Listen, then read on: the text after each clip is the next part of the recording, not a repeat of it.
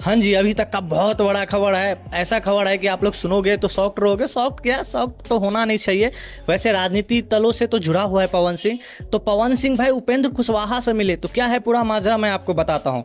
तो सबसे पहले मैं आपको लेके चलता हूँ भाई स्क्रीन पे। आप लोग स्क्रीन पढ़ते होंगे, तो स्क्रीन अगर आप पढ़ रहे हो तो पॉज करके पढ़ सकते हो। वैसे मैं आपको बता भी दे रहा हूँ, उसमें ये लिखा है भोजपुरी फिल्मों के सुपरस्टार विधानसभा चुनाव में एंट्री होने जा रही है।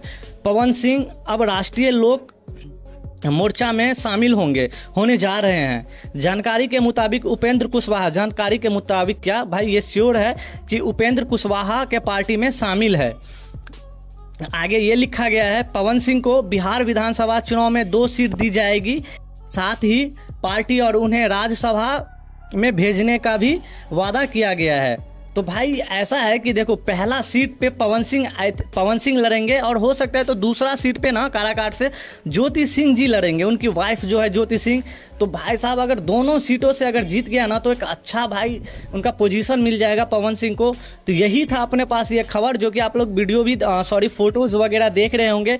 पूरा गुलदस्ता से स्वागत हुआ है पवन सिंह का। तो यही था अपने पास लेटेस्ट खबर। अगर आपको इस खबर पे कैसे क्या लग रहा है, अगर कुछ लग रहा है तो कॉमेंट में जरूर बताना।